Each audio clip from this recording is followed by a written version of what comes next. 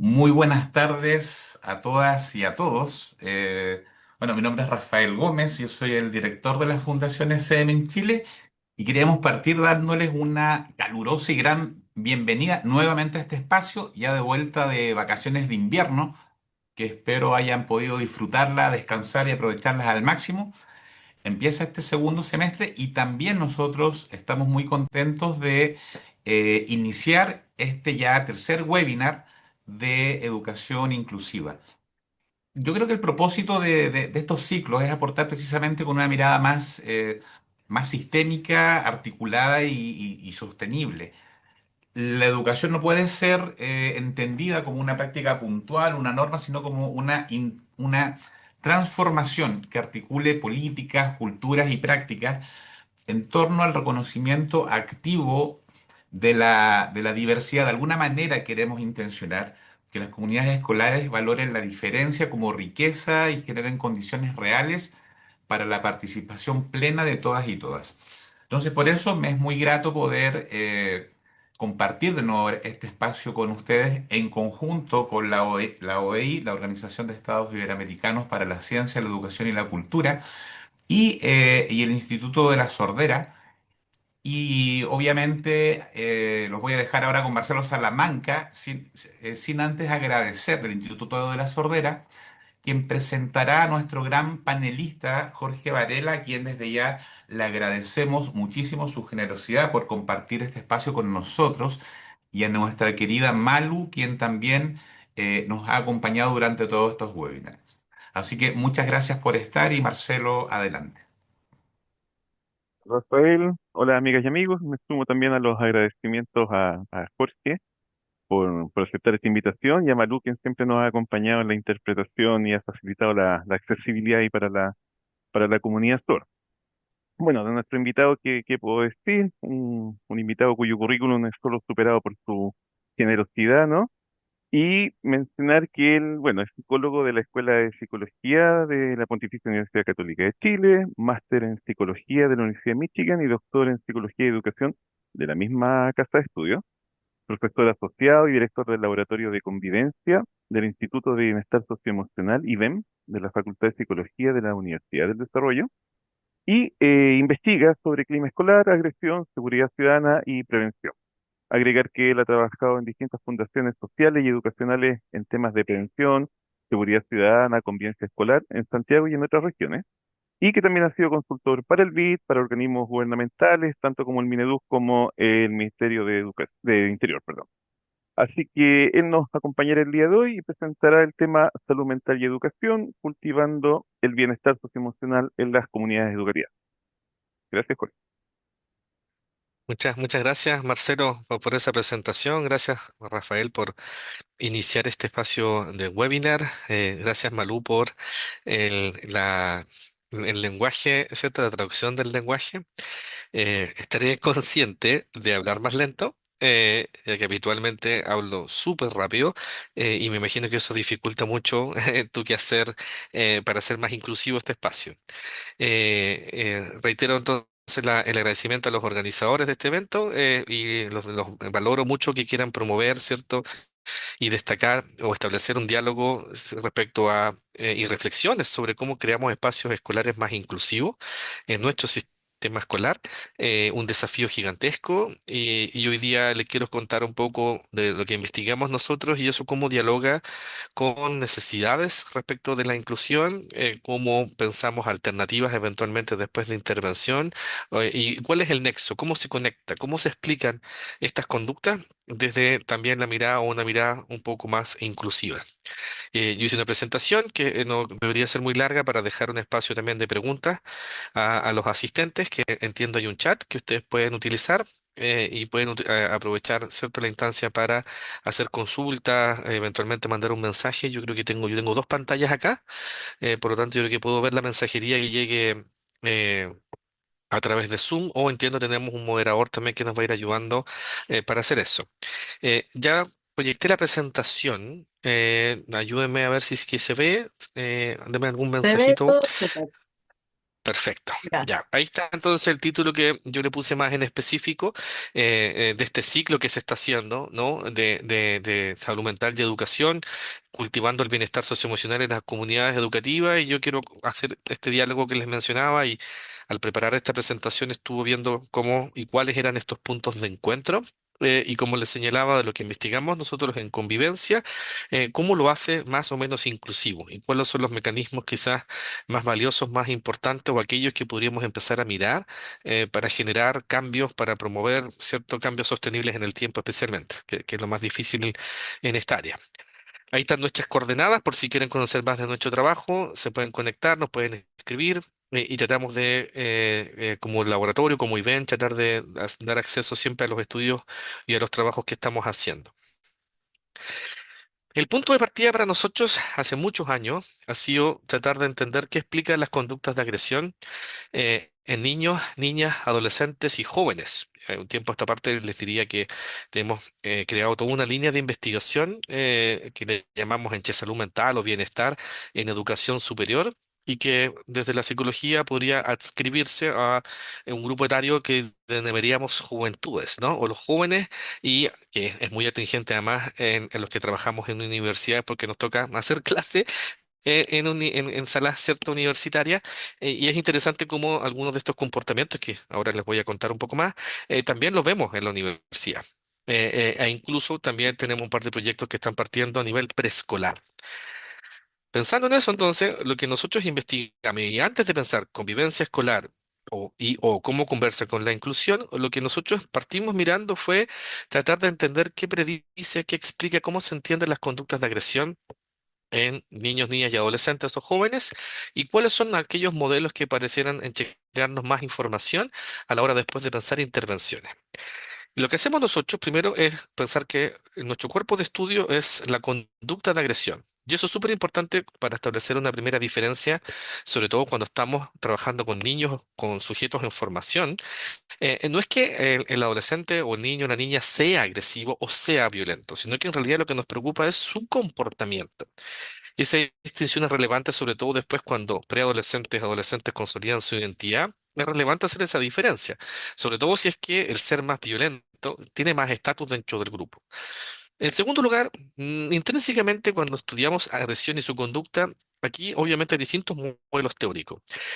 Nosotros nos basamos, yo les diría, en modelos más de psicología social norteamericanos o estadounidenses que han trabajado mucho tratando de entender qué predice distintas conductas agresivas, pero no es la única y no se agota en esto, ¿no? Hay otros organismos, no sé, por la OPS, OMS, por ejemplo, hablan de distintos tipos de violencia. Creo que son 32 o 36 tipos de violencia y que incorporan un montón de cosas, ¿no? Por ejemplo, no solo violencia entre pares. O violencia en la familia, por ejemplo, sino también violencia contra uno mismo, por ejemplo, en ideación suicida o ya conductas suicidas propiamente tal o autolesiones, que es un temazo, como sabemos todos, ¿cierto?, en salud mental en este grupo etario, o violencia del Estado, por ejemplo, y una violencia más política. Nosotros no tomamos ese marco de referencia, sino tomamos este que les cuento acá, en el cual ponemos en el centro, más bien ponemos como el gran marco de análisis las conductas de agresión. Un segundo comentario en relación con esto, que yo creo que es necesario mencionarlo, es que intrínsecamente no necesariamente ser agresivo es algo negativo. ¿Por qué? Porque si yo fuese un etólogo, yo podría pensar que el ser humano, como especie dentro de este planeta, el ser lo suficientemente agresivo le ha permitido adaptarse, le ha permitido desarrollarse, le ha permitido, entre comillas, evolucionar. E incluso si uno dijera, no, porque ahora es impresionante cómo la agresión o la violencia ha aumentado en la humanidad, si hiciéramos, eso depende de los puntos de corte y los puntos de comparación que yo haga. Porque, por ejemplo, hay un investigador súper famoso en la Universidad de Harvard, Pinker, que se hizo esta misma pregunta en relación a si la naturaleza humana hoy día es más violenta, es más agresiva que antes, y que esta sensación de que sí, ¿no? Sobre todo en Chile, que hoy día estamos viviendo una sensación de temor si miramos el índice de paz ciudadana, por ejemplo, más alto en su historia, casi el 90%, ¿cierto?, tiene alto temor. No se condice con estos análisis más históricos. De hecho, Pinkett dice que en realidad estamos hoy día diría casi una luna de miel, como sociedades modernas. Ya que si nos comparamos con la Edad Media, si nos comparamos con otros momentos de la historia, según él, ahí sí que eran sociedades muchísimo más violentas de lo que hemos construido hoy día. Entonces, fíjense, es muy sensible al marco de referencia el argumento que uno haga, ¿no? O lo que uno quiera establecer como conducta más o menos violenta o más agresiva. En el caso nuestro, volvemos entonces al origen, vamos a mirar la agresión y vamos a mirar distintos tipos de conducta agresiva. Una es el famoso acoso escolar o el famoso bullying en inglés. Una segunda es la violencia. Y una tercera, que nos alcanza a ver ahí el texto, que es una bolita negra que está, que no la vamos a desarrollar mucho más ahora, pero si quieren más información yo después les puedo mandar, que podríamos hablarlo como el ciberacoso. Eh, Perdón, no se separa tanto del acoso porque y no les quiero dar la lata ahora porque es casi para hacer un webinar solo de eso. Hay harto debate respecto de dónde meter el ciberacoso. Para algunos autores es una forma más de acoso que simplemente incorpora las tecnologías, como sale acá, por ejemplo, lo presencial versus lo digital. En cambio, para otros autores es un fenómeno de agresión único y que debería separarse del acoso escolar. Y ambos tienen argumentos a favor y en contra en realidad. Sin embargo, lo que me interesa establecer el punto hoy día y en este modelo que está acá es identificar que a la base de la gran mayoría de las conductas de agresión, un mínimo común denominador muy importante son las emociones o las agresiones que se llaman de carácter más reactivo, que son la gran mayoría. Si bien establecemos esta clasificación, ¿no?, de la agresión instrumental, que es la aquella que es planificada, que es en la cual yo me posiciono, yo me ordeno, yo desarrollo una serie de acciones que después se van a traducir, ¿cierto?, en este comportamiento. ¿Hay algún tipo de planificación? La gran mayoría de las conductas que vemos en nuestros sistemas escolares son reactivas. Son peleas en un recreo, son discusiones que se fueron acalorando y que después uno se enojó con el otro, lo empujó y el otro se sintió amenazado, violentado y le respondió ese empujón. ¿Para qué decir, no sé, un partido de fútbol en un recreo? Yo siempre me acuerdo de mi experiencia escolar de puros hombres, era muy frecuente que se dieran distintos tipos de peleas y muchas veces era muy rápido que alguien reaccionara, ¿cierto? Fuese como de piel más sensible y simplemente respondiera más agresivamente. Lo agresivo más proactivo y planificado en realidad es casi inexistente, ¿no? Ver en la sala de clases que un estudiante espera a un compañero y se organice y lo agreda y espere que se siente para agredirlo, es súper raro verlo. La mayoría son peleas, son situaciones, ¿cierto?, que se descontrolan. La mayoría de estos comportamientos, por lo tanto, nos invita a mirar el desarrollo socioemocional. Y en eso yo estoy súper contento, como un poco el legado pospandémico de la importancia que ha tomado, ¿cierto?, en mirar las emociones y cómo las regulamos. Y un tercer elemento que me gustaría mencionar acá tiene que ver con el reconocer, ¿cierto? Hoy día que vamos a hablar de presencia presencial, o sea, de violencia, de agresiones presenciales, pero hay un mundo que está ahí gigante que necesitamos seguir estudiando, que es la virtualidad. Esto como introducción, ¿ya? Porque no alcanzo a mirar cada uno de estos elementos que está acá. ¿Por qué? Porque me interesa profundizar en lo que entendemos como agresión. Aparte de este diagrama de Bren que le mostraba antes, un modelo súper robusto que se ha desarrollado en esta literatura estadounidense, de autores como Berkowitz, Huseman, Bushman, que son todos estos viejos que investigaban qué predecía la conducta violenta de las personas cuando veían mucha televisión. No sé si los que estamos más viejos conectados acá nos acordaremos, ¿cierto?, de los lugares comunes o los debates que había en ese tiempo, ¿se acuerdan, no? No veas tanta tele, no veas tanta tele, no veas tan de cerca, vas a quedar tonto, etcétera. Y son estudios impresionantes que han hecho, estudios longitudinales, y han logrado en realidad mostrar cuál es el mecanismo. Y el mecanismo en realidad no era ver mucha televisión. El mecanismo que ellos encontraron fue aquellos sujetos, por ejemplo, que veían mucho contenido violento durante la infancia y adolescencia. 30 años después, porque lo estudiaron durante casi 50 años, efectivamente eran personas que después peleaban más, eran personas que, sujetos que se bajaban del auto a pelear cuando le tocaban la bocina, eran personas más agresivas. Y, y con ese estudio y un montón de otros estudios que ellos hacen, proponen lo que se llama el famoso General Aggression Model, ¿no? El modelo de agresión general, que a mí me encanta porque creo que es súper intuitivo y es súper autoexplicativo y robusto para entender las distintas conductas de agresión, que es la figura que les estoy presentando acá, ¿no? Las conductas de agresión parten con una señal situacional. En este caso, yo veo un estímulo del entorno y que hace que yo haga atribuciones a ese estímulo. Cuando yo hago atribuciones, o más bien esas atribuciones las hago basado en esquemas del mundo o esquemas que tengo del contexto. En este caso, si miráramos, ¿cierto?, una sala de clase y un adolescente mira a otro adolescente y le mueve la cabeza y le hace así, ¿Qué creen que probablemente ese adolescente va a atribuir a ese movimiento de la cabeza? No va a pensar que tiene un tic, no va a pensar que tiene una molestia en la cara, sino que en realidad probablemente va a hacer una atribución que el otro adolescente lo está amenazando. El otro adolescente, ¿cierto? Lo está incitando a algo. Y yo cuando hago una atribución, el paso siguiente es que retiro un guión de comportamiento. El guión de comportamiento es muy sensible a la cultura y aquí empezamos ya a empezar a hablar de contextos más inclusivos. Y es muy importante entonces pensar en políticas y empezar no solo intervenciones focalizadas, sino también cambiar la cultura más inclusiva, es un factor protector para que yo genere guiones de comportamiento que no necesariamente la respuesta sea siempre un hecho de agresión o de violencia. La diferencia entre agresión y violencia para estos modelos tiene que ver con lo extremo. La violencia se asocia más bien a comportamientos físicos, a comportamientos más de carácter delictuales, portes de armas, agresiones con armas. Si se fijan, si yo comparo países más violentos, no comparo los sobrenombres, no comparo, ¿cierto?, los empujones. ¿Qué es lo que comparo? Las tasas de homicidio. Y hay harto consenso en el mundo para decir, mira, tales regiones del mundo son más violentas que otras, ¿y en base a qué? A las tasas, ¿no? A las tasas de homicidios que existen. A pesar de que en Chile tenemos mucho susto, seguimos teniendo las mejores tasas de homicidios en la región. Pero bueno, no me meto en eso porque es un tema bien polémico en todo caso. Y en nuestro caso, entonces lo que miramos acá es cambiar ese guión de comportamiento. Sin embargo, las emociones, que es lo que está al costado, ¿cierto?, izquierdo del modelo, no sé si ven voy a buscar un puntero láser, creo, ¿no? Claro, voy a buscar mi puntero láser.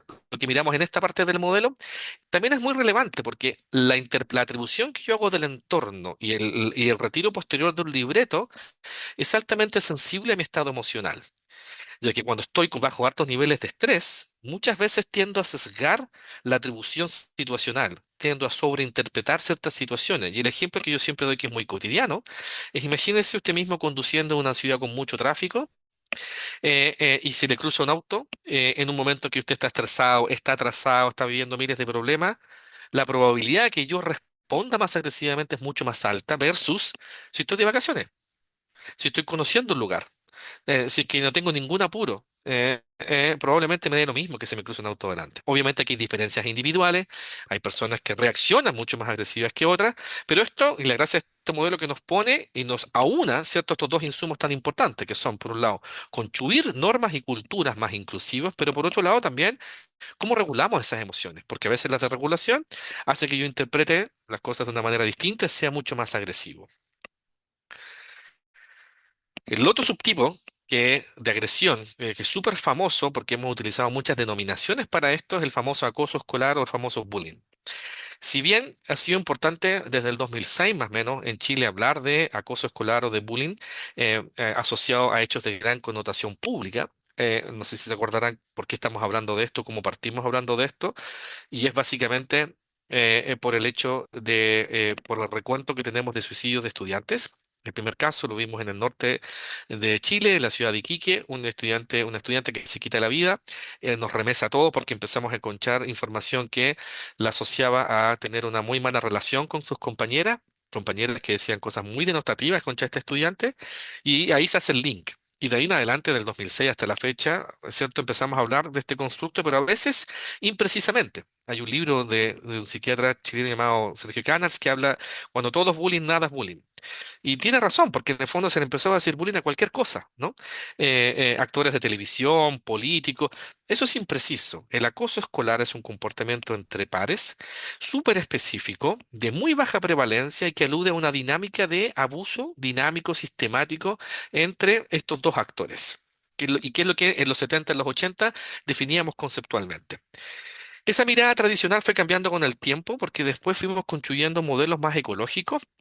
Autores como Salvival en Finlandia, por ejemplo, han sido muy importantes en esto, en mostrar que no es una dinámica única y exclusivamente entre dos estudiantes, sino que empieza a responder a una cultura del grupo. Y de nuevo, entonces, ¿qué tiene que ver esto con inclusión? Esto se cruza con inclusión. ¿Por qué? Porque si yo empiezo a construir, ¿cierto?, normas de pares, recuerde que la presión de pares, las normas no son solo las que yo pongo como institución, sino también los pares construyen normas entre ellos. ¿Qué es lo popular? ¿Qué es lo bacán? ¿Qué es lo normativo? También hay una construcción que se hace entre los mismos estudiantes. Por ende, si yo construyo espacios más inclusivos versus espacios menos inclusivos, eso va directamente de la mano con más o menos conductas de victimización. En este caso, en formato de acoso escolar. pero que es distinto a un hecho de agresión. Es distinto que yo me sentí amenazado, que me dio rabia, te empujé y me puse a pelear contigo, porque eso empieza y termina eventualmente en ese hecho. En cambio, en el acoso nos preocupa porque hablamos de una dinámica que se sostiene en el tiempo, que es permanente, y que por ende también es más fácil de modificar y que se da en general o conceptualmente es más preciso que hablarlo entre el quinto y octavo básico. Desde preescolares hasta cuarto básico, en realidad lo que miramos ahí son conductas de agresión pura. ¿Por qué? Porque no hay teoría de la mente, porque no hay un desarrollo cognitivo, porque no están todos los componentes para en realidad identificar que este estudiante planifica, ¿cierto?, esta agresión maltratadora hacia su compañero. Yo creo que de primero a cuarto medio el acoso baja, de hecho la prevalencia en Chile lo vemos así, baja la prevalencia de este comportamiento y algunos de estos muta a conductas de violencia, y que es otro tipo, como ya les mencionaba, de comportamiento agresivo. Por eso los modelos hoy día más robustos para entender el acoso escolar son modelos ecológicos que se llaman, y que nos invita a pensar que la intervención no es solo clínica, no es individual y de nuevo conversa con la inclusión. ¿Por qué? Porque cuando pensamos en espacios más inclusivos y queremos modificar las barreras que hacen espacios más o menos inclusivos, ¿cierto? Un mínimo común denominador muy importante es, no es que tú como estudiante tienes algo distinto, sino más bien es el entorno y es el contexto que no es capaz de ajustarse a esta diversidad. Y ese discurso y ese paradigma, ¿cierto? Es súper importante en los programas de acoso escolar porque básicamente lo que promueven son culturas más inclusivas. Y eso derriba esas normas y eso debería impactar directamente también con la agresión de este tipo. No solo con la agresión de regulación, sino en acoso escolar especialmente. ¿Por qué? Porque yo empiezo a cambiar normas y creencias y empiezo a crear que este grupo de pares es más tolerante con la diversidad, es más tolerante con la diferencia, y de hecho valora la diferencia. Y no castiga, ¿cierto?, cuando un estudiante se escapa de esa norma, y que es lo que explica este tipo de comportamiento muchas veces. Veamos un ejemplo.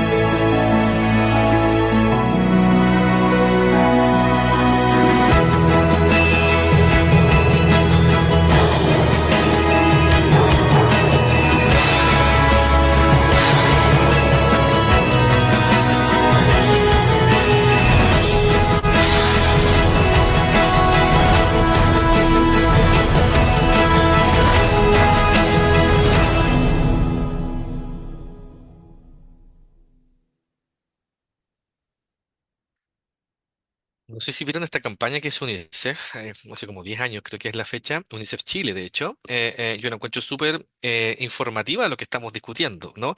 Que explica la relación, el maltrato, el abuso, ¿cierto? Muchas veces con esa diferencia. Y es lindo este mensaje al final, ¿no?, de la UNICEF, que no te pierdas la oportunidad de aprender de esa diferencia. Ahora, pero para lograr eso necesitamos intencionarlo. Hay una frase que siempre decimos en los cursos de gestión del clima escolar que es, el clima no mejora por sí solo y por ende no va a modificar y las conductas de agresión no necesariamente se van a modificar por sí solas, sino que yo requiero intencionar acciones para esto, para que esto pase. Una manera de hacerlo muy importante es promover una mejor convivencia. Sin embargo, el desafío que hay acá es de que no hay una sola nomenclatura cuando hablamos de convivencia escolar. De hecho, yo personalmente prefiero hablar de clima e incluso de clima de aula, por distintas razones. Una, el clima de aula coexiste en una comunidad escolar. Por ende, nos da la oportunidad de hacer intervenciones más diversas, más específicas y tienen más sentido. ¿Por qué? Porque no necesariamente el clima de un grupo de curso va a ser igual al del grupo de curso que está al lado. Y aquí los docentes tienen un rol muy importante, porque en el fondo es el adulto que puede ayudarnos a facilitar una mejor o una peor construcción de ese clima. Y en segundo lugar, hay mucho consenso que el clima es un constructo multidimensional. No solo coexisten distintos climas de aula, sino también hay distintas dimensiones de este mismo clima. Y la convivencia, a mi juicio, es una dimensión más del clima. De hecho, las políticas de convivencia escolar que hemos desarrollado en el país, la anterior, por ejemplo, hacía una distinción súper asertiva, creo yo, que era clima, convivencia y cultura. como tres elementos distintos, obviamente altamente relacionados, pero cada uno con atributos bien específicos. Cuando pensamos entonces, y nos queremos acercar a cómo generamos un espacio o cómo conversa, dialoga, espacios más inclusivos con el clima, como les digo, el clima tiene varias dimensiones. Aquí les doy un ejemplo de algunos trabajos que hemos desarrollado. Por ejemplo, en este libro hicimos un capítulo, libro que es descargable gratis. Te ponga el título de ese libro, lo puedes descargar gratuitamente. Desarrollamos y explicamos qué es cada una de estas dimensiones, ¿no? El sentirse seguro en el colegio no es lo mismo, por ejemplo, que la infraestructura, lo cual es súper interesante, bueno, saca de la caja, ¿no? El espacio físico, los colores, la temperatura, también son una dimensión del clima. El número tres, relaciones interpersonales, sería lo más parecido a convivencia escolar. Y el segundo es súper interesante pedagógicamente porque yo puedo empezar a mirar mis diseños instruccionales para hacerlos más inclusivos. Con fines, ¿cierto? Por el uso, para un mejor uso de este tiempo, solo vamos a mirar ahora la dimensión 3 de relaciones interpersonales. Acá les quiero actualizar, esta revisión la hicimos en 2016, 2018 más o menos, y esta es una última que hicimos con la doctora Bravo en la UFRO, en donde encontramos una revisión sistemática de instrumentos en América Latina que encontraban las mismas dimensiones que les estoy contando. Solo básicamente para actualizar, ¿cierto? Ese dato. Porque lo que me interesa es que hagamos un zoom ahora, ¿no? Hay altas dimensiones del clima, no todas hablan de algo más inclusivo, y la que más se acerca a algo más inclusivo es lo que vamos a llamar el respeto por la diversidad, que es una de las subdimensiones, ¿cierto?, de relaciones interpersonales o de convivencia escolar. Y cuando hablamos por respeto a la diversidad, en realidad lo que nos interesa es mostrar que hoy día la preocupación o la evidencia empírica o datos empíricos nos están dando una señal de alerta de que nuestros espacios escolares parece que no estamos conviviendo bien con la diversidad. Y ahí hay un punto de encuentro entre violencia, convivencia e inclusión. ¿Por qué? Por distintos argumentos. El primero es que el dato nacional que hoy día podemos mirar, que es bien robusto, es la encuesta nacional de polivictimización. Antiguamente teníamos una encuesta nacional de violencia en el ámbito escolar que cada 2 años mirábamos muestras representativas de todo el país, de distintas regiones, cómo estaba la violencia escolar. Ese instrumento fue reemplazado en 2016 por esta idea de polivictimización. Y el último dato que tenemos nacional es del 2023. Y aquí seleccioné alguna de las preguntas porque ese estudio mide 32 formas de ser víctima por parte de pares, en el barrio, en tu casa, virtualmente, etcétera. Pero cuando miramos, ¿cierto?, la vida en la escuela y cuando miramos el reporte de agresión por pares, fíjense lo que aparece acá. No sé si alcanzan a leer el enunciado, ¿no? Estudiantes que le preguntan si alguna vez en su vida lo han agredido, amenazado, ¿cierto? Y aquí me interesa destacar que no es simplemente no es un sobrenombre. Estamos hablando de haber sido atacado, golpeado o amenazado. Y la razón de esto, fíjense, es tu color de piel o la religión, el lugar donde vives, algún problema físico o tu orientación sexual. Estas dos veces la pregunta, ahora me doy cuenta de eso, está como repetido. Y los que dijeron que sí son un poco más del 20%. Esperanza vida y esperanza año, 12. Perdón, sí, un poquito menos de 12, un poquito, uno de cada 10. La diferencia entre uno y el otro es el rango de tiempo. Este, alguna vez en tu vida te pasó, ok, se entiende que quizás es muy amplio el rango, pero entonces este es más preocupante. ¿Por qué? Porque nos dice que uno de cada 10 de nuestros estudiantes señala que lo agredieron y que lo agredieron y que la razón por la cual lo agredieron fue porque era distinto. Entonces, esto creo que es otro señal de alerta, ¿no? De, oye, ojo, parece que si creamos espacios menos inclusivos, podemos hipotetizar, ¿cierto?, que esta victimización eventualmente aumenta. ¿Y dónde pasa esto? Pasa en el colegio.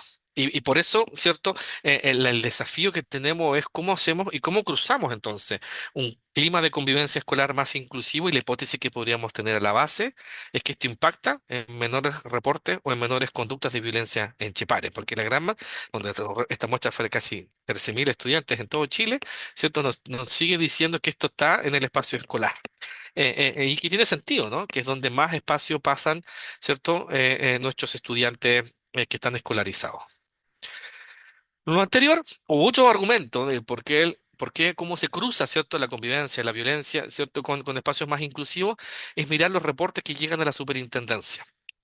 Recuerden, desde esta nueva institucionalidad que hemos creado en el sistema escolar, tenemos a la superintendencia, que es un espacio que busca, ¿cierto?, ser garante de derechos, ¿no? Ser garante de derechos de la familia, pero también de los colegios. Y aquí en realidad ha pasado de todo, ¿no? Es verdad que hay muchas denuncias y es verdad que hay denuncias que a veces no tienen ningún asidero, o denuncias que se pueden resolver en el colegio.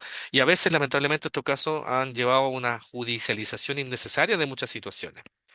Sin embargo, habiendo hecho eso el punto, yo cuando me pidieron esta charla empecé a investigar información y me encontré con algunas cifras que me llaman la atención, ¿no? Y en este caso lo que más me llama la atención para lo que estamos hablando de espacios más inclusivos es que si yo miro todas las denuncias que llegan o que llegaron el año pasado, que este gráfico que las resume, la gran mayoría se agrupan acá. Entre maltrato, ¿cierto? A estudiantes o maltrato entre estudiantes, ¿no? Ok, perfecto, y es lo que hemos visto en noticias y es lo que nos ha preocupado. Sin embargo, la segunda gran cantidad de denuncias que han llegado tiene que ver por hechos de discriminación. Estos son familias que, es cierto, levantaron una denuncia a la superintendencia porque se sintieron vulneradas, pero en la cualificación de esa denuncia es sentirse discriminado y que es consistente con el dato de la encuesta de victimización, entonces, y que es consistente con un modelo teórico que estamos pensando que si yo construyo espacios menos inclusivos, menos tolerantes, probablemente hay más violencia. Si yo hiciera, ¿cierto?, una actualización de ese dato a la fecha, solo tenemos el primer semestre, se mantiene la misma tendencia. Es decir, la mayoría de las cifras de denuncia se sitúan, ¿cierto?, en maltrato a estudiantes, pero la segunda tiene que ver con hechos de discriminación. Pero, a ver, ¿y qué es discriminación? Hagamos un suma a eso. Cuando ellos calculan discriminación, son todas estas las categorías de distintos tipos de denuncias que hay. ¿No? Hay algunas que están en rango cero, ¿no? Por pertenecer a una etnia, por ejemplo, a un pueblo originario, ¿no? Se fijan que hay de muy baja prevalencia. Sin embargo, ¿dónde están las de mayor prevalencia? ¿Dónde está esta flechita roja que ven ahí? Y si leemos de qué estamos hablando, la gran mayoría entonces de las denuncias por discriminación se asocian a necesidades educativas especiales, permanentes o transitorias, como discapacidad física, intelectual u otra. Lo cual entonces nos desafía de nuevo, ¿no? Nos desafía a pensar la escuela más inclusiva. No está siendo, parece, lo suficientemente inclusiva. ¿Y qué señales de alerta tenemos, cierto? Esta encuesta de polivictimización y las denuncias que llegan o que están llegando, que llegaron al semestre, este semestre que terminó ahora, va en esa misma línea. Por lo tanto, nos invita a pensar esto con otros ojos, quizás, ¿no? Y aquí me encontré con un segundo video que yo creo que resume súper bien lo que estamos hablando. Dicen que hay dos momentos importantes en la vida. El día que naces y el que descubres para qué.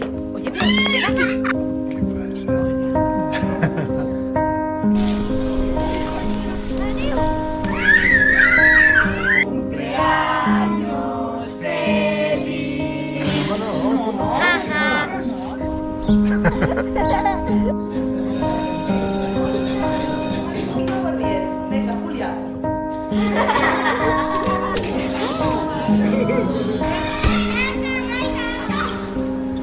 No, no, no, no, no, no, no, no. Nada. Cuando una nace para algo, no hay duda. Había nacido para ser experta en bullying.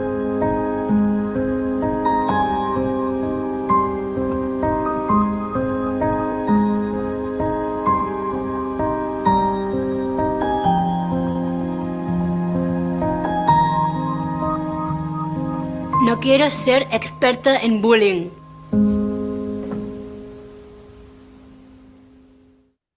¿Se habían visto? Ahí, no sé si habían visto esta campaña de Barcelona, me imagino, si dice Cataluña, podríamos deducir que es de esa región de España, y que es interesante, ¿cierto?, como quieren simbolizarnos, ¿no? Que esta discapacidad intelectual incrementa la probabilidad de ser víctima de agresión por parte de pares, en este caso, ¿no? Esto que ellos dicen ser experta en bullying, lo podemos traducir, ¿cierto?, con esas 8 cifras, y que va de la mano un poco con estos datos que yo los estoy presentando y que sigue siendo, o que nos muestra esto como una gran señal de alerta. Ahora, no todos son tan, entre comillas, tan malas noticias, ¿no? Porque después seguí buscando más estudios respecto a este mismo tema, ¿no? Y me encontré con un trabajo de la doctora Tenorio, en la cual ella investigó en Chile el autorreporte de adolescentes con algún tipo de discapacidad intelectual respecto de la frecuencia con que han vivido un estigma discriminador. Y aquí les puse el resumen de los resultados de ese estudio, ¿no? Si quieren el estudio completo, lo pueden descargar acá abajo. Pero lo interesante es cuando empezamos a mirar la prevalencia y el autorreporte de estas conductas de estigma por tener cierto déficit intelectual por parte del entorno, lo que dice el estudio que la gran mayoría, que en comparación con otros países no es tan alto, lo cual es una buena noticia. Pero sigue siendo un desafío, y aquí les destaqué, creo yo, las tres que son las más grandes, ¿no?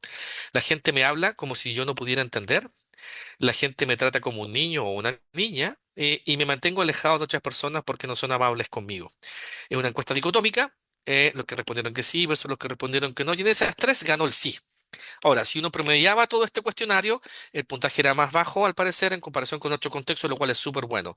Pero aún así, yo creo que nos desafía, ¿cierto?, empíricamente a que nuestros espacios escolares no son lo suficientemente inclusivos, en este caso con discapacidad intelectual. Yo les podría dar otros ejemplos. Este es otro estudio, por ejemplo, que hicimos nosotros en todos los colegios públicos de una comuna en la región metropolitana. Y lo que hicimos fue comparar en qué medida estudiantes migrantes versus estudiantes no migrantes tenían más experiencias de violencia, tenían menor valoración con la escuela o tenían menos vínculo o percibían un clima más negativo, ¿no? Ahí les puse las figuritas como para que vean el tipo de análisis que hicimos, pero lo que es importante son los puntajes de que están acá al lado, ¿no? Entonces, aquellos estudiantes que eran no chilenos, ¿no? Para decir, o extranjeros, ¿cierto? Valoraban más las normas, lo cual era súper interesante. Sin embargo, se sentían menos vinculados. ¿Se acuerdan que yo hablaba que el clima tiene varias dimensiones? Entonces, una tiene que ver con cuánto yo valoro las normas de convivencia, pero hay otra escala que se llama de bonding, que es el apego, que es cuán apegado, cuán vinculado, cuán cercano, cuán parte me siento de un espacio, que son dos dimensiones del clima. Y aquí es súper interesante, es decir, valoraban más las normas, ¿cierto? Es decir, hacían más caso, no cuestionaban tanto las normativas, pero se sentían más lejanos del colegio. Y lo bueno, en todo caso, es que en las otras escalas no hubo diferencias. En violencia, por ejemplo, satisfacción vital, lo cual es positivo porque en el fondo, en ese caso, la experiencia era igual para ambos grupos. Pero el otro sí me llamó la atención, ¿no? El que hace que se sientan menos apegados. Es que no valoramos esa cultura, es que somos menos inclusivos, es que nos burlamos de eso y no sé si estarán de acuerdo conmigo, pero hay todo un debate no solo en Chile, ¿no? Sino en el mundo respecto a lo que está pasando con los fenómenos migratorios. Y eso ha desafiado, ¿cierto?, a la sociedad y ha desafiado a nuestros sistemas escolares, que aquí yo le presto ropa a nuestros profesores, tampoco estaban preparados para esto, los formamos para esto se tienen que hacer cargo a veces de una diversidad en la cual ni siquiera la sociedad chilena está siendo capaz de hacerse cargo, ¿no? Y la escuela es un reflejo un poco de ese espacio. Otro ejemplo, ¿cierto? Con estudios nacionales, este es un estudio que hicimos antes de la pandemia, en donde queríamos ver en qué medida el machismo se asociaba con conductas de violencia.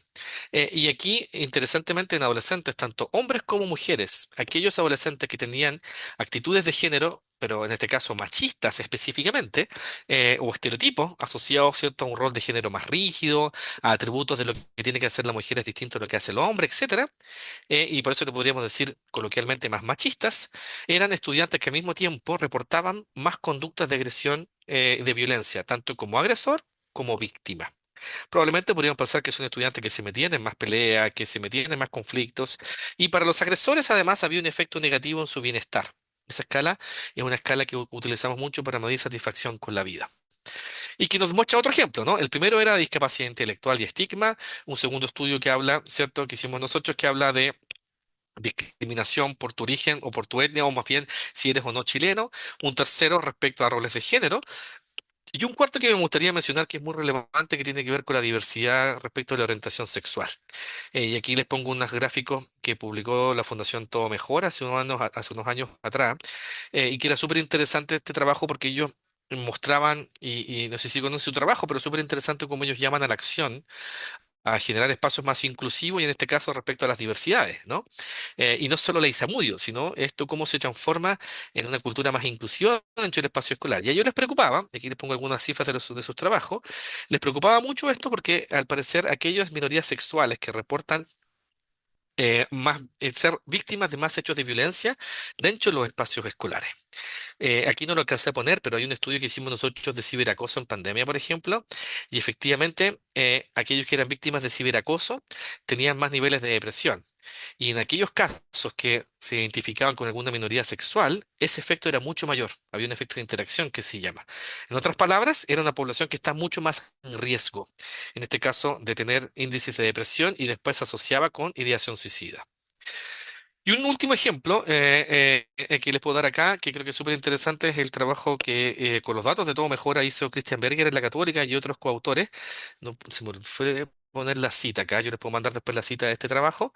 Es que es súper interesante que ya no solo habla de la cultura, ¿cierto? De la diversidad o más o menos homofobia, sino habla de cuándo se reporta, ¿cierto? Cuándo se pide ayuda al colegio cuando yo estoy siendo víctima de algún tipo de situación o de vulneración, ¿cierto? O de agresión de tipo homofóbica, que es la escala que está acá. Y el trabajo que hizo Cristian fue súper interesante porque en el fondo lo que básicamente muestra esta figura que está arriba es cuando los estudiantes percibían que los profesores, o más bien, cuando el colegio tenía políticas contra conductas homofóbicas, eso se asociaba a que los docentes intervinieran de una manera distinta versus cuando las políticas de del colegio era contra las conductas de violencia en general. En otras palabras, le agregaban este como adjetivo. Acá no solo no toleramos la violencia, sino no toleramos la violencia homofóbica, ¿cierto? Clasista o por orientación de género. Tenía ese apellido, ¿se fijan? Y que es súper interesante si uno mira, no es solo decir aquí somos más inclusivos o inclusivas, ¿cierto? Si empezamos como en género, sino que empezamos a declarar y a nominar, ¿cierto? A denominar. ¿Qué es lo que no estamos tolerando? ¿Qué es lo que sí estamos tolerando? Y eso, mucho de este estudio hacía que los profesores tendrían a intervenir más, o más bien, hacía que yo como estudiante confiara más o confiara menos en ese estudiante para contarle lo que me estaba pasando. Lo cual es sumamente importante cuando yo quiero modificar este tipo de comportamientos. Y en relación con tener o no política en relación con esto, este estudio yo siempre lo cito porque lo encuentro impresionante, porque metodológicamente es muy robusto. No lo hicimos en Chile, se hizo en el estado de Oregon, en Estados Unidos. Que fue súper interesante. Ellos tomaron datos censales de población joven de todo el estado de Oregon. Y dentro de las escalas que ellos tenían ahí, ellos podían, datos demográficos, seleccionaron a la muestra que se identificaba como parte de alguna minoría sexual. Con ese dato censal de todo el estado, ellos lo cruzaron con otro dato, con la información de los counties. Los counties serían como nuestras municipalidades.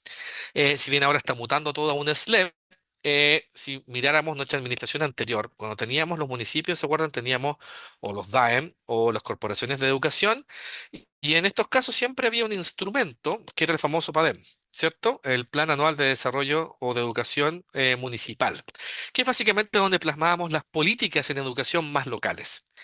Lo interesante de este estudio fue que ellos lo cruzaron el dato, en este caso, del autorreporte de las minorías sexuales, tenían el dato donde vivían y podían cruzar en el fondo el puntaje de cada uno de esos territorios. ¿Y qué fue lo que encontraron? Encontraron que, aquí lo voy a ayudar a leer esta tabla que está acá, aquellos jóvenes que vivían en contextos donde la política era menos inclusiva, ¿no? Imagínense como si fuese el PADEM o ese instrumento de gestión fuese menos inclusivo, sujetos que eran parte de minorías sexuales tenían 2.25 veces más la probabilidad de atentar contra su vida en comparación con sujetos que vivían en contextos, ¿cierto?, territoriales donde habían políticas escolares que eran más inclusivas. Entonces, ¿qué nos dice este dato? Nos dice este dato que las políticas sí importan y parecen importar mucho, a tal punto que pueden modificar incluso si yo formo parte de una minoría sexual, el atentar o atentar menos contra mi vida, lo cual yo lo encuentro impresionante como impacto. ¿Y qué nos informa qué cosa? Nos informa de la importancia, ¿cierto? No solo de los atributos individuales del sujeto, sino cómo podemos también promover o cambiar contextos más inclusivos. Por ende, o en síntesis, para que dejemos un minutito para preguntas o comentarios al final, cuando hablamos entonces de esta relación entre convivencia e inclusión, hay que reconocer su efecto, ¿cierto? Su relación bidireccional, y que es muy importante y que si yo metiera en mi estudio escalas de inclusión, probablemente encontraría siempre un poco este ajuste o este desajuste. Segundo, podemos ver mecanismos claros que lo explican. ¿Cuáles son los mecanismos? Creencias, normas, actitudes, ¿cierto? A nivel individual, pero también variables contextuales. Por eso la intervención individual no es suficiente, sino también es importante modificar el contexto y que conversa súper bien con la literatura de inclusión cuando hablamos de cambiemos las barreras. Pensemos qué barreras culturales, políticas, pedagógicas estamos construyendo. Y un cuarto elemento que yo creo que aquí el desafío más grande que tenemos hoy día no solo es cambiar políticas, porque yo creo que hemos ido avanzando significativamente en esto. Políticas o la ley de inclusión, políticas de convivencia escolar. Yo creo que no estamos llegando a tiempo en formación inicial y en apoyar a nuestros docentes en ejercicio, con escuelas que, como puse allá abajo, la escuela cambió. Seguro, en la escuela, ¿cierto? Si un docente lleva 20 años en ejercicio, esos estudiantes que tienen en la sala no son los mismos que tenía hace 20 años atrás. Cambiaron atributos culturales, elementos, ¿cierto? De valoración individual, cambiaron esas familias. Son otras generaciones, ¿no? Es otra parentalidad. Y eso yo creo que no hemos logrado, ¿cierto?, ajustar nuestra institución escolar a entender esa diversidad y a cambiar estas creencias o estas normas que yo creo que pueden hacerlo más o menos inclusivo. Y el último lo pongo como entre comillas, o sea, con signos de interrogación, porque yo creo que nos falta seguir explorando cómo lo inclusivo coexiste en el mundo virtual y la complejidad tiene que ver con el control del entorno. No sabemos dónde están los límites en la virtualidad. Si yo hablo de ciberacoso como una forma de agresión, por ejemplo, ¿en qué medida eso se relaciona con agresiones en la sala de clase? Hemos hecho estudios que hacen cruces o hemos hecho estudios que muestran la vinculación. Pero aún así hay un espacio virtual que hoy día no conocemos, no siempre entendemos, evoluciona con una rapidez gigantesca y el sistema escolar a veces no sé si logra llegar a tiempo con esas grandes transformaciones.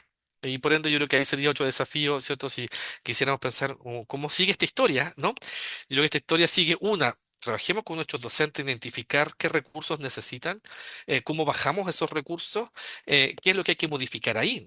Quizás hay creencias asociadas, hay resistencias asociadas a ciertas creencias, o falta de tiempo, o requerido de apoyo más metodológico, o de técnicas de trabajo, etcétera, ¿no? Yo creo que ahí hay un campo de estudio muy importante que necesitamos promover. Y un segundo es como la virtualidad, como a mi juicio, esto llegó para quedarse.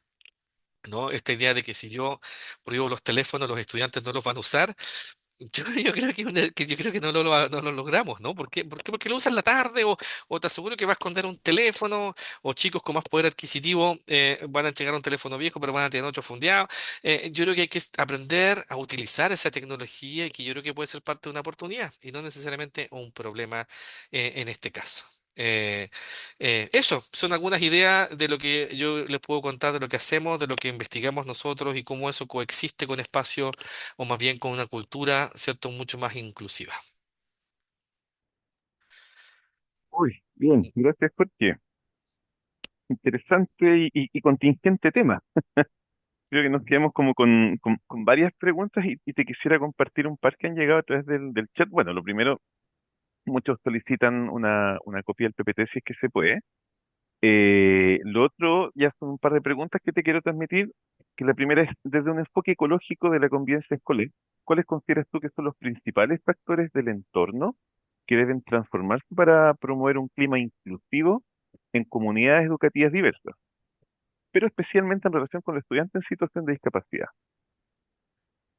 Súper. La gracia del modelo ecológico, y yo les invitaría a ver modelos más modernos como Lerner, por ejemplo, nos hablan no solo esta idea de que cada contexto está inserto en otro contexto, sino teóricos más modernos enfatizan en la importancia del intercambio y la comunicación entre estos sistemas. Y si pensamos en clima, aquí yo creo que el ejemplo, hay un ejemplo muy bueno que me gustaría darle. Es decir, si yo pienso en el sistema estudiante, por ejemplo, y en el sistema docente, desde el modelo ecológico los voy a ver como entidades separadas. Tradicional de Bronfenbrenner hace 100 años atrás. Pero si yo le creo, o miro autores más recientes que enfatizan la relación entre estos dos sistemas, lo que nos interesa modificar no es solo el sistema A o el sistema B, sino que lo que nos interesa es cómo generamos que el intercambio entre un sistema y el otro sea más fluido. Un ejemplo de esto sería ya no solo pensar en el profesor o en el estudiante, sino en la relación profesor-alumno, la relación entre profesores, la relación entre directivos y profesores. Entonces, la pregunta respecto a los sistemas, ¿cuál es más importante? Es imposible decir que uno es más importante que el otro porque se van a retroalimentar mutuamente. Y a veces no es suficiente modificar uno, si es que no yo voy avanzando en modificar el otro. ¿Qué es importante destacar ahí, creo yo? Mi alcance, ¿no? Si yo estoy en mi sala de clases, mi alcance es ese sistema que está ahí, ¿cierto? En lo que yo trabajo en aula, lo que yo puedo motivar a las familias, pero yo no alcanzo a modificar lo que pasa en la casa. Yo no alcanzo a modificar lo que pasa en las políticas de ese territorio.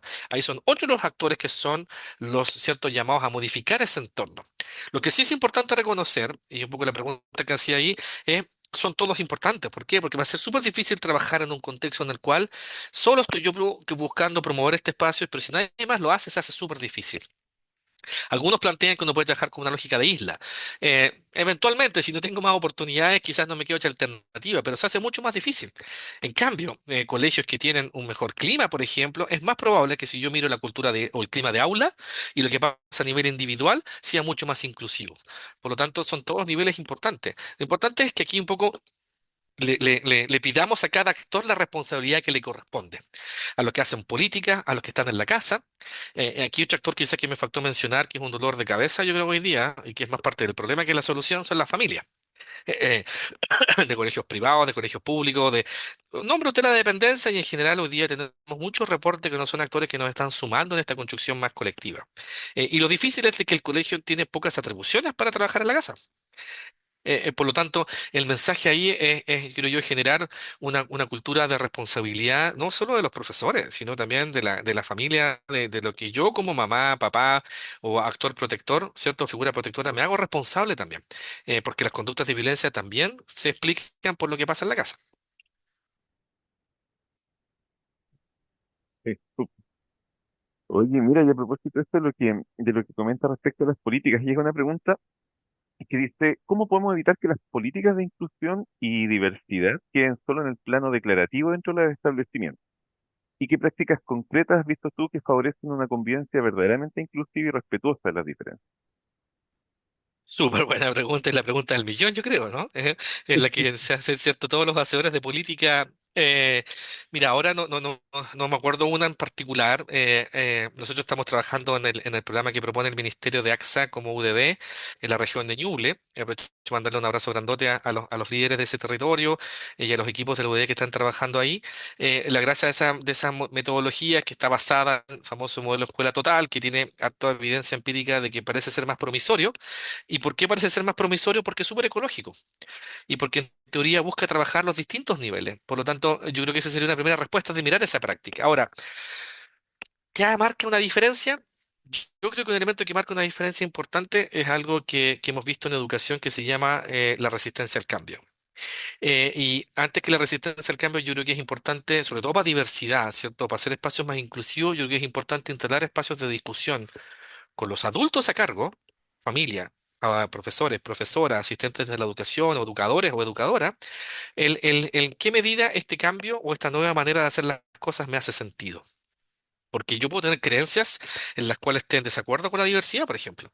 Yo puedo tener creencias en las cuales tenga ciertas actitudes contrarias a la migración. Y yo puedo traer la mejor metodología del mundo mundial, pero si en mi contexto, por ejemplo, hay una cultura, ¿cierto?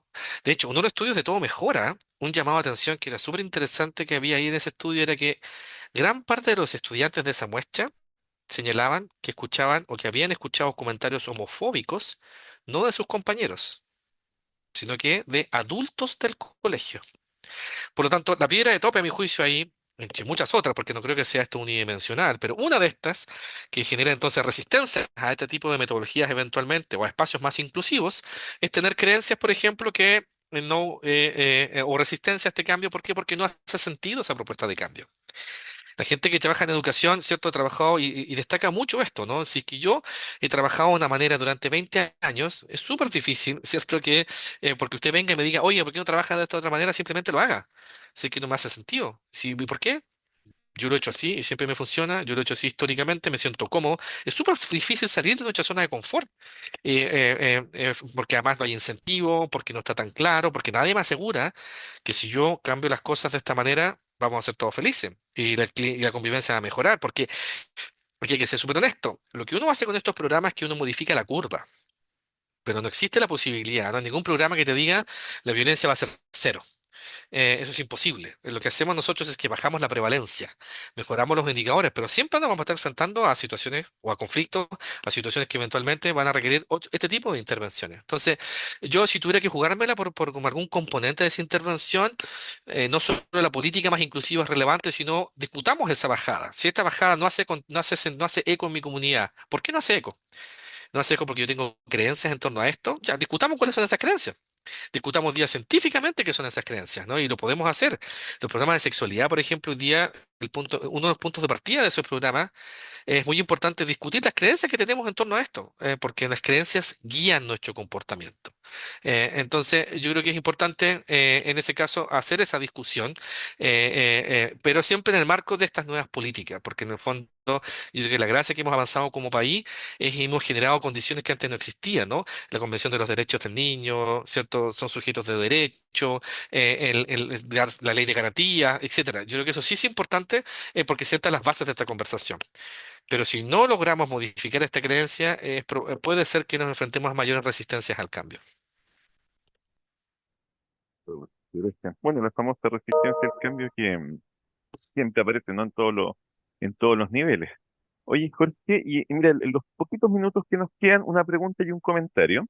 La primera es, ¿desde qué edad se puede formar en los estudiantes las relaciones interpersonales, los establecimientos educacionales y de qué manera? Y la segunda, bueno, y te agradece a ti la organización de estos espacios como de aprendizaje y reflexión, pero también plantea una duda respecto a la formación docente y las herramientas que se están entregando a los profesores, ¿no? Que hoy por hoy están trabajando con cada vez una mayor multiplicidad de necesidades. Súper buenas preguntas. A ver, ¿desde qué edad? Desde los 0 años. Yo no profundicé por tiempo en otros modelos teóricos de agresión, pero, por ejemplo, hay un autor súper famoso que se llama Richard Tremblay, que él plantea que la violencia es una conducta que se desaprende, ¿no? ¿Por qué dice que se desaprende? Porque en el fondo la agresión que aparece desde los 0 años de vida, o incluso él dice que hay que intervenir en el embarazo, se explica y explica que la gran mayoría de los sujetos tienden a bajar sus curvas a medida que van creciendo, van dejando de ser agresivos y uno de los mecanismos que explica esa diferencia tiene que ver con aprender a modular las emociones. Y de hecho, hay programas que trabajan con educadoras de párvulo. Por ejemplo, cómo manejo una pataleta. El manejo, bueno o mal manejo de una pataleta predice esto, ¿no? La parentalidad, familias, ¿cierto?, que tienen pocas herramientas, ¿cierto?, parentales para generar attachment, vínculo, etcétera, hace que a veces esa curva se dispara. Entonces, ¿desde qué edad yo puedo trabajar la convivencia? Desde los 0 años. Si yo le creo a estos modelos. Y si yo tengo un colegio que atiende población de preescolar, yo creo que perfectamente puedo empezar a trabajar estos temas, ¿no? La regulación de las emociones, el vínculo. Obviamente las normas más cognitivas no se incorporan a esa edad porque son más pequeñas, pero sí la parte más emocional se puede trabajar a edades muy tempranas. Y la segunda pregunta respecto de la formación docente, yo estoy de acuerdo de que hoy día tenemos un déficit importante. A nivel de curricular de formación inicial. A diferencia de, no sé, cuando trabajamos en acoso escolar hace 20 años atrás, la resistencia era, esto es un juego de niños. Esto no pasa o siempre ha sido así. Yo creo que ese discurso ya no existe. Hoy día yo creo que hay una preocupación, ¿cierto? Eh, Mucho más que reconoce que hay situaciones de vulneración que pasan en la sala. El déficit está en las metodologías, el déficit está en cómo lo hago, el déficit está en que a veces no tengo el tiempo, los recursos o incluso la energía de administrarlo en la sala. Por lo tanto, yo creo que hoy día necesitamos hacer una bajada, si es que mi colegio lo quiere hacer. Si es que, ¿cierto? Hay una política que lo quiere promover. Hoy día yo creo que hay metodologías, hay programas de acceso liberado, hay cosas que está promoviendo el mismo ministerio. La agencia de calidad está lanzando un observatorio con buenas prácticas en donde yo puedo, creo yo, hoy día acceder a esa metodología. Hay varias universidades que yo creo que tienen liberado muchas de cosas que se pueden hacer. A mi juicio, lo difícil hoy día no es solo cómo lo hago, sino más bien cómo genero esas condiciones para que eso pase en la sala. Por lo tanto, los invitaría ahí quizás a buscar ejercicio. Por ejemplo, nosotros años atrás trabajamos con un programa que era súper entretenido, que era de generar mayor retroalimentación positiva en la sala, que en resumen es básicamente, en vez de estar castigando a los estudiantes, yo puedo estar retroalimentándolos positivamente. Y eso después de 2 años bajaba las conductas de agresión. ¿No? Y que si lo vemos desde la psicología era un programa de economía de ficha. Claro, era súper cognitivo-conductual, pero lo lindo del programa es que yo empezaba a cambiar la relación entre el profesor y el alumno. Es decir, yo como profe, si calculo, por ejemplo, mis últimas 50 interacciones con un estudiante, ¿cómo fueron? ¿Fueron para retarlo? O, por ejemplo, para decirle, oye, lo estás haciendo súper bien, te felicito. Eso empieza a cambiar la relación. Eso empieza a cambiar, ¿cierto? Un poco cómo convivimos. Yo creo que ahí hay un camino a recorrer. Donde noticia en desarrollo es en los casos de estudiantes con algún tipo, por ejemplo, del espectro TEA, donde yo creo que no sabemos muy bien cómo administrar eso en la sala, y ahí yo no trabajo específicamente en eso, entonces ahí sería interesante los que trabajan con esta población puedan ayudarle a profesores y profesoras cómo manejar esas desregulaciones en la sala, porque eso ya es mucho más específico y es mucho más focalizado. Y que eso además impacta no solo lo que le pasa a ese profesor, sino también a sus compañeros, porque a veces genera más rechazo de parte de los compañeros. Yo creo que ahí el desafío es en dar más acceso quizás a alguna técnica, alguna herramienta, alguna estrategia de cómo manejo yo esa desregulación, por ejemplo, en la sala. Y de nuevo, si la familia no está sumándome en esto, es súper injusto que facturemos a nuestros profesores por esto. Es súper injusto. Esto es tarea de todos, desde la casa, desde la sala de clase, los que estamos en universidades y los que hacen políticas. Bien. Sí, bueno, así es. Ahí está el gran desafío, sin duda, ¿no? Oye, Jorge, bueno, pucha, lamentablemente llegamos al tiempo, no queda más que agradecerte esta presentación, tu generosidad, ¿no? Y felicitarte por todo el trabajo que has venido haciendo. Por mi parte me despido y dejo con ustedes a Rafa, ¿no? ¿Que está ahí? Sí, yo nada, bueno, agradecer muchísimo, muchísimo. Se pasó volando la hora, muy interesante la solicitud de la PPT. Yo creo que todos vamos a indagar Sí, sí, precisamente en las presentaciones. Nada más invitarles a todas y a todos a seguir esta serie de webinar. Queden atentos finalmente a nuestra comunicación. Vamos a enviar un correo certificando la asistencia de quienes están y compartiendo también la presentación que nos va a compartir Jorge muy amablemente también. E invitarlos también aquí a una temática que aborda otro tipo de herramienta, cómo desde la literatura podemos generar, o de la magia de la literatura, podemos generar precisamente herramientas y abordar temáticas de inclusión a partir de este recurso que yo creo que va a ser bastante práctico a nivel de aula. Así que muchísimas gracias, los dejamos a todas invitados y nos muchas gracias a vemos y que ustedes. tengan una muy buena semana. Muchas Así gracias que a ustedes adiós, también. muchas gracias. Chao, Chao, chao. chao. Chao, Malú, muchas gracias.